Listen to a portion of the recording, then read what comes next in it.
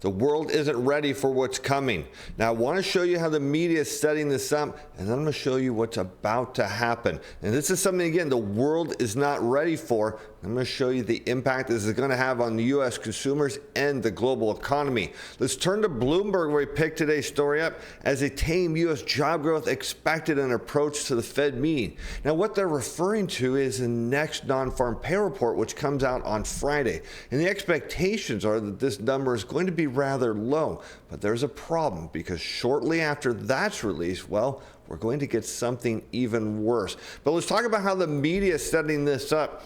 As economists project, about 75,000 jobs were added, while the jobless rate is seen held steady at 4.3%.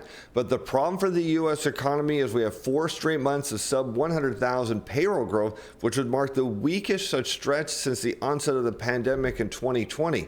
Now, there's a big problem with just 100,000 jobs created, is it's not enough to sustain the U.S. economy. We actually need to see more than that. But the problem right now, again, is it's not going to be what happens on Friday, which is going to come right after that. And again, this is going to shock the entire world, because we can already predict the non-farm payroll report isn't going to look that good. And I'm going to show you a number of scenarios here, but first let's take a look at retail sales, as shown in blue, against the non-farm payroll report shown in change of thousands of persons. Now, I've cut off everything pandemic and after, but I want you to see the clear relationship. As retail sales go down, well, the need for employees goes down as well. So you can see hiring turns into a contraction going into the dot-com bubble, and the same thing happens going into the global financial crisis. So the fact that we have 4 straight months of very weak payroll growth is a major problem, because when we turn to retail sales, what do we see here recently? That is rolling over. And this is, again, a big red flag that I've mentioned. If this were to roll over, we've got a huge problem. But if you look at what happened before that, and again, this is all a sign of a weakening economy, as we saw retail sales rise due to front running of the tariffs. But the problem is business owners and a lot of companies didn't buy into this, so they didn't staff up. And now we're seeing this roll over. And this is one thing that was flagged in the recent consumer confidence survey by the University of Michigan, is consumers are worried about their jobs, and for good reasons. But let's talk about what's coming shortly after the non-farm payroll report and why the world isn't ready for this. Because Powell's about to have to listen once again, because in just 10 days, the U.S. economy is about to be hit with another monster negative jobs revision. Now, this is something called a QCEW, and this happens periodically where the payroll report is revised against other government data. Now, we saw a big downward revision the last time they did this, and we're facing another big one. And this will likely tip the scales for another jumbo 50 basis point rate cut in September, when right now, and this is absolutely true, there's a consensus of 25 basis points. In fact, we talked about this in yesterday's show. I showed you that several Fed speakers are backing a 0.25% cut. But what some of the experts are suggesting is when this bombshell drops and there's a huge downward revision in payrolls, that the Fed is going to be forced to react with a massive rate cut. But even if we're starting to see the Fed go into panic mode, it doesn't mean your trading account has to go down with it. Let's talk about this trade we put onto our Momentum Timer Pro subscribers. We told them back on the 7th to buy DBA on the open as a close of business Friday. That trade is now up 6.68%. And my friends, I make it so easy for you to make money trading the markets. We give you the signals, we give you risk control levels, and right now you even get access to my new Metre strategy at no additional charge. Now, how do you have to get in on these trades? All you need to do is grab those links in the description below, use a coupon code for your free 30-day trial. Stay tuned to the end of the show for more information. On September 9th, the Bureau of Labor Statistics will release its preliminary annual benchmark revision for non-farm payrolls. And this will be a significant revision to previous monthly jobs report, as it will adjust non-farm payroll data from April 2024 all the way through March of 2025. Now, I want to understand the significance of this, because recently we've heard from Waller saying that he believes the payrolls are far worse than what the BLS is actually reporting. Now, he's suggesting the summer was far weaker, but while this revision will not cover this summer, if it is a large downward revision, what it's indicating is that the U.S. labor market is far weaker than reported, and the actual numbers for the summer probably worse than what the BLS had said. And this will be this year's revision from the shocker of August 2024, which noted was one of the reasons that Powell did a jumbo rate cut, again, setting up the potential right now that everyone's on track for a quarter basis point. But this revision could set the Fed up for a massive 50 basis point cut, could put them into all-out panic mode, because at this point in the cycle, if the Fed cuts 50, it means this is the beginning of a continuation of Fed rate cuts and the downward spiral of the U.S. economy right alongside our labor market. And the job gains in the QCW and establishment survey can differ because the QCW offers a more comprehensive picture of net job gains from the opening and closing of businesses. The establishment survey does not capture employment at opening firms, but as a result, the BLS excludes job losses at closing firms. So you can see the issue here is this gets revised and everything gets accounted correctly. And that's one of the reasons we see in a slowing economy a big downward revision, because again, it's not factoring closing businesses. And I know this makes absolutely no sense. Instead, they impute net job creation from business openings and closings, what's called the birth-death model. Goldman's model suggested the birth-death model probably overstated payroll gains in the first half of 2024 and would justify about 45,000 per month of large downward revisions from the QCW. So you can see the massive impact this is going to happen, because when you have bad data, you get bad policy. And this is a problem for the Fed because they set the federal funds rate based on the data that the government gives them. Of course, we know it's highly inaccurate. The problem is it's going to show that the U.S. economy is in far worse shape.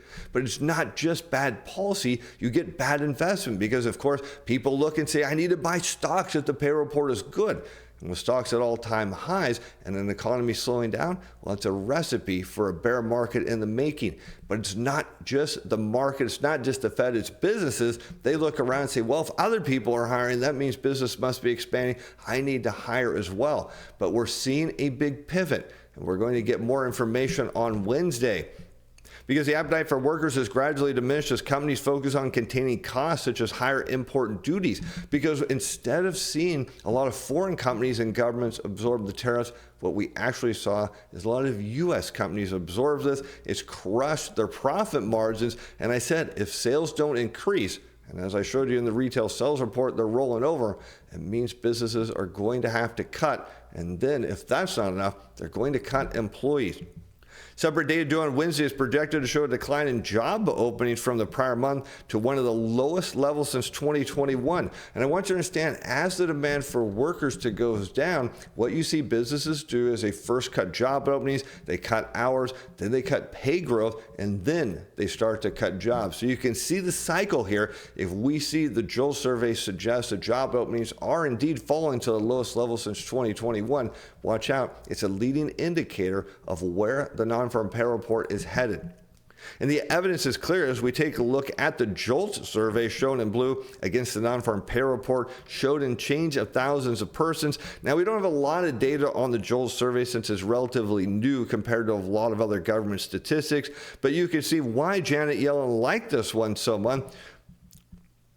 But you can see why Janet Yellen liked this so much, because what it does is shows you that where JOLTS goes, the non-farm payroll report likely follows. And again, it's exactly what happened going right into the global financial crisis. So you can see on Wednesday, we'll get a little teaser of what's coming on Friday. And then the following week, we get the QCW revisions again. This is something the world is not ready for, because Friday's jobs data from the Bureau of Labor Statistics will be a crucial input for the Federal Reserve officials ahead of their September policy meeting.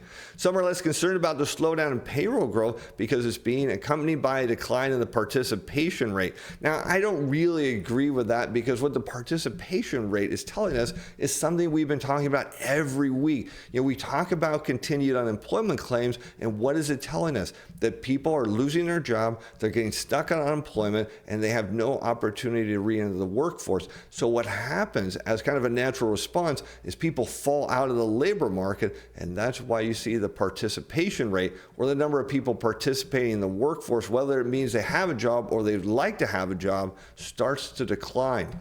But really, if you want to understand where the labor market is going, there's one statistic, well, probably my most favorite statistics, and that's average weekly hours of production and non-supervisory employees. Now, you see that in blue here. We're going to get an update on this on Friday. Now, I've got everything right before the pandemic because it skews the charts, but I want you to see that employers cut jobs, they cut hours, and you can see what it means for the non-farm payroll report in red. You can see the beautiful relationship. So if hours work continues to decline, or even worse, just stays flat, as you can see it's been since late 2023, it does not bode well for a blockbuster non-farm payroll report. In fact, based on what we know right now and what we're hearing from workers, it suggests it's going to be another weak report, and then the following week you're going to get that massive QCW downward revision. After that, you're going to see the Fed go into all-out panic mode. Continuing firms in the private sector have added only 25,000 jobs per month since the start of 2024, and this is something that Waller's been warning about. He said, look, I don't think we're going to get inflation from the tariffs. And we didn't. And he said, but the real issue is the labor market and it's the private sector. It's not creating jobs. Now, you may recall in yesterday's show, I said one of the issues right now is the deficit. And if indeed the tariffs are determined to be illegal and all that money has to go back, one of the real issues we're facing here is due to an excessive amount of government debt and rising deficit, it pulls money out of the private sector and takes away from the growth. And that's exactly what we're seeing in the labor market right now.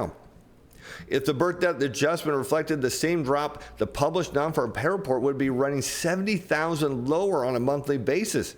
Englander estimates that the non-farm payroll number published by the BLS would need to be around 170,000 to keep the underlying labor market in equilibrium, suggesting that, again, looking back over those last 4 months where we've seen weak non-farm payrolls, that it's not enough to sustain the economy. So we go back and we look at retail sales, we look at hours worked, we start to put all of this together, and it does indicate everything I've been suggesting is that the global economy and the U.S. economy is getting weaker, and that means we're on the cusp of seeing the U.S. labor market come completely unglued.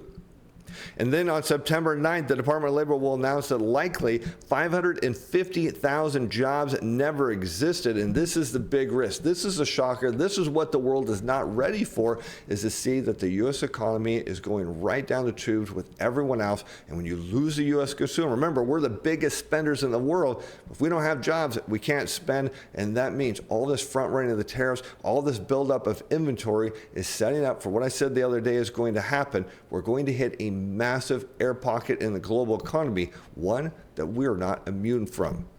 The figures underscore consumers' anxiety about employment prospects and business conditions. And this is what the QCW is likely going to tell us. It's going to say that everything that consumers and workers have been warning about is actually true. And again, that's a problem here.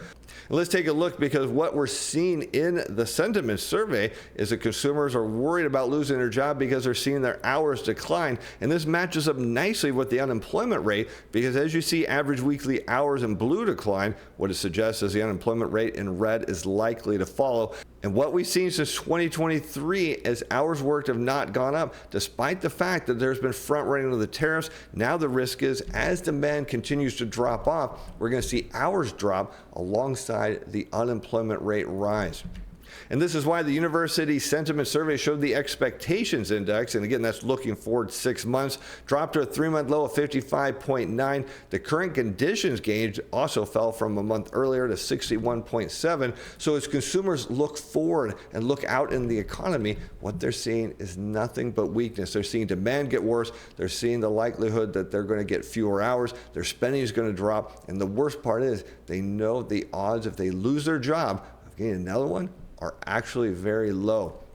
And this is what we're seeing in the sentiment survey. Remember, we talked about recently that rebound in sentiment perhaps had something to do with the stock market. I think it did. I think it was hope. Because when you look at average weekly hours against the University of Michigan Consumer Confidence Survey, what you can see is a very clear relationship. As paychecks shrink, confidence goes down. And that's what happened here. We saw confidence drop, and I said, well, look, does this mean that paychecks and hours are about to drop in a major way? Well, it didn't happen, again, because the trade war got pushed back. We We saw a rebound likely due to the stock market, and now what's happening is it's rolling over again as consumers wake up to the reality is that the U.S. economy is falling right alongside the rest of the world. And this is a problem because as we look around the rest of the world, let's turn to China, because you can really see the impact of what happens when the U.S. consumer finds their way to the unemployment line.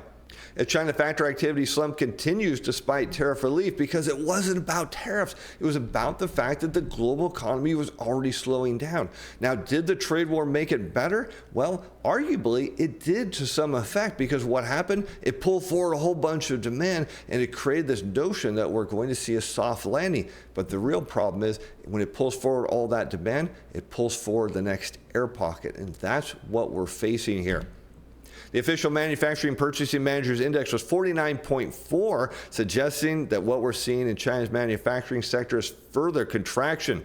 The non-manufacturing measure activity in construction and services rose to 50.3 from 50.1, suggesting that the services sector is in stall speed there. So despite the fact that the tariffs were pushed back, China's economy didn't turn around. And again, this is a major problem because what it's suggesting is we're all about to hit a huge air pocket. The month-long slump for factories in China has fed into a slowdown in the economy, which weakened sharply in July, even as trade ties with the U.S. continued to stabilize after President Donald Trump extended a pause on higher tariffs for Chinese goods for another 90 days into early November. And so I want you to see that that didn't make a difference. The problem is the global economy is slowing. People are facing fewer hours. That means less income against rising inflation. And then when you start to see mass unemployment, it's game over. We're all headed, in the best case, into a globally synchronized recession, if not worse, a globally synchronized financial crisis. And while overseas shipments to non-U.S. markets have more than compensated for a drop in orders from America this year, it's not clear if foreign demand will hold up in the coming months. In fact, it's highly unlikely when you start to look at the fact that workers here are facing a weak job market. They're seeing their hours get cut. They're seeing demand drop. Again, it's all a warning sign, and the evidence is clear as we take a look at this chart of average weekly hours of production of non-supervisory employees, still shown in blue, against the imports of goods and services. And you can see the beautiful relationship as paychecks shrink. People spend less, imports go down, and that is the risk. What we're seeing in China right now has everything to do with the U.S. consumer, who is not as strong as robust as previously reported. And when we get to QCEW in about 10 days, it's going to tell us that the U.S. labor market is far weaker than what everyone, including the Fed, thought. And that means why we could be going from a what is believed to be a 25 basis cut all the way up to a 50-point basis cut in the beginning of a downward slide in not only the funds rate, but the global economy and the U.S. labor market. But even if things unwind, it doesn't mean your trading accounts have to go down with it. Let's talk about our Momentum Timer Pro report here. And what you're seeing is our hot list. Now, every day this is generated, and the way we look at those technical indicators. Now, when people start trading, what happens is they get in late, they get out early, and they jump all around. But what we do is we aggregate them all together, and then we run a trend overlay. And when we get confirmation, and not only momentum, but the trend, that shows up right on our hot list. Now, in addition to that, you get all the momentum signals across a 1 day, 1 month, 3 month, and 6 month window for the broad equity, bond, currency, and commodity markets. But in addition to that, you also get trades from my new Metre strategy.